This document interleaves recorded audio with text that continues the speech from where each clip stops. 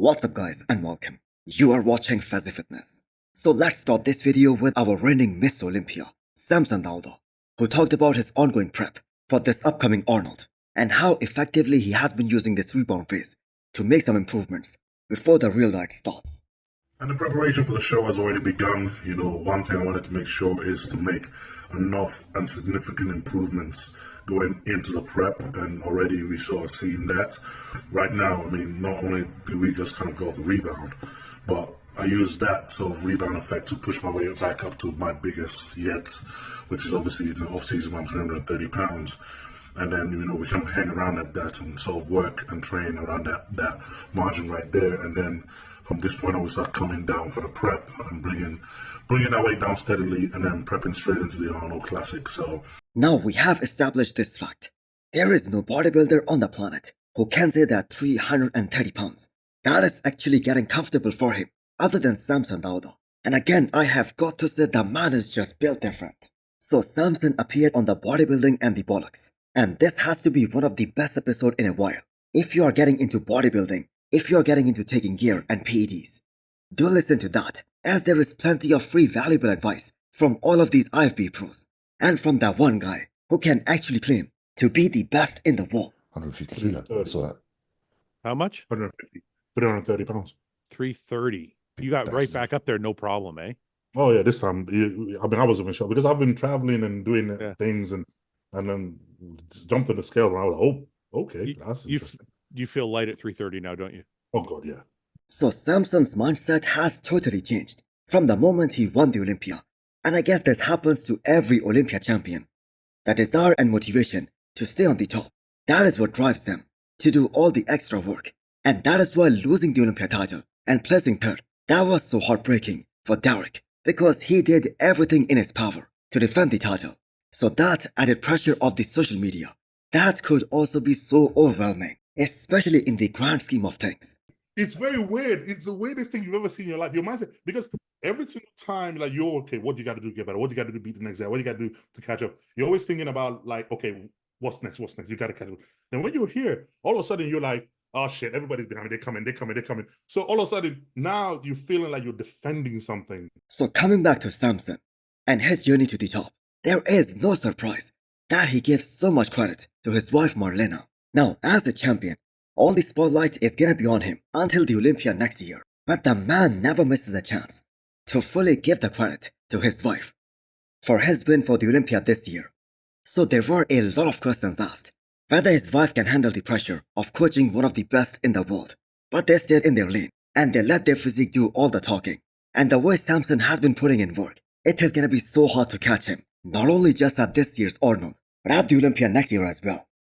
Samson, would you say aside from her coaching you, would you say Mel is 50% of the reason you're Mr. Olympia? Yes. If only 60. Honestly, I'm not even gonna put. Well, she does like 4 of the things he needs as a man. Next up, we have a physique update from Rafael Brandao. So a 12-week recovery phase that is underway for Brandao, where Rafael is gonna cut back on many things to get his body primed again for the next big off season, to be 100% healthy and to fully detox before he starts blasting again. Now, for those of you guys who do not know, this is the very first time in Rafael's career where he qualified for the Olympia so early in the season, where he can literally use 7 months of off-season in order to grow to get bigger. And one thing that we learned from all the shows that Rafael Brandao did in 2024 is that he still likes the size, the thickness, the density compared to the other top 6, like Samson, Andrew, and even Hunter LeBron. Now Rafael has no plans of doing this upcoming Arnold, not a single one of them, because for a physique like him, he needs all that off-season time to grow, to get bigger. And also the reason he gave us for not showing up at his best in more than one show this year is that his body was just tired. So if he commits to doing this upcoming Arnold, there will be jumping back into the prep way too soon. Plus he just won't have enough time to build more muscle, more mass. So I think we can all agree that the best Rafael that we saw this year, that was at the Arnold, Ohio. And that was a show that he did after a very long break. So maybe focusing on just one show for next year, the Olympia 2025, that is his best shot to crack top 6 in the world, or maybe even higher than that. Next up, we have the physique update from Akim Williams, just a little more than 1 week out before the last Olympia qualifier for 2024, the Big Man Weekend. And I think we can all agree that going into that show, he is the hot favorite to win that show and earn his Olympia qualification for next year. So those are undoubtedly some of the best arms in the business right now. And even after so many years of getting bigger, of growing, you have got to give the credit to Akim.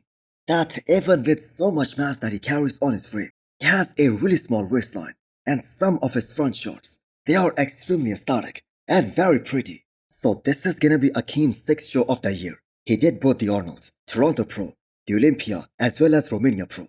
And his last show, Romania, that was the best physique that he presented in the entire 2024 season, if not the best physique of his career. So it is safe to say that his partnership with Chris Aceto as his coach, that has worked really well, and we fully expect him to dominate the show in Spain next weekend and secure his Olympia spot.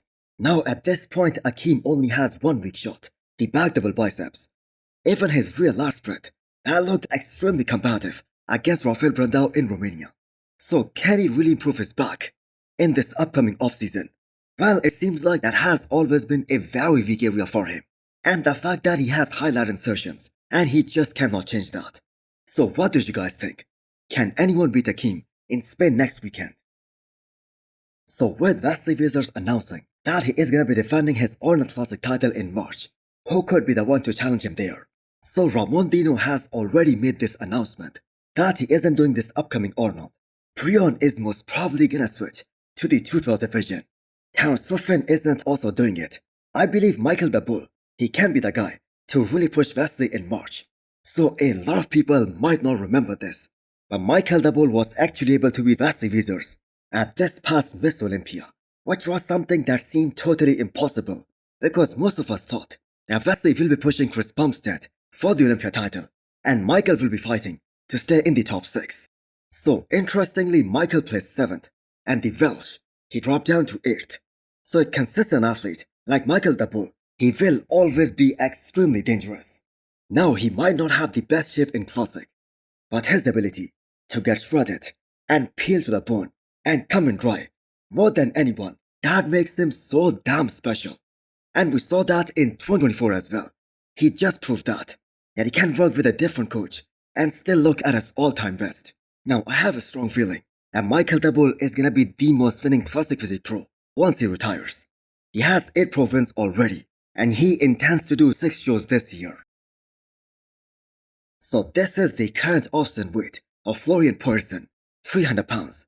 And to think he was competing in Classic Physique for 2 years, that is just insane. I mean, we can only imagine how restricted he would have stayed during the off-season with the food and with the training aspect, because the way his body has been growing ever since he transitioned back into the men's open class, back into that division where he started his pro career and where he belongs, that is just insanity. So I don't know what his career trajectory would have been if he stayed in the men's open class since 2019, because the thing is, the physique that he presented at his pro debut in Portugal back in 2019, that with a bit more back, he would have been on the Olympia stage multiple times already. So his comeback into the men's open stage, that is one of the most anticipated things that many of us are looking forward to in this upcoming season. So hit the thumbs up button if you liked the video and smash the subscribe button if you wanna come back for more. Thanks for watching.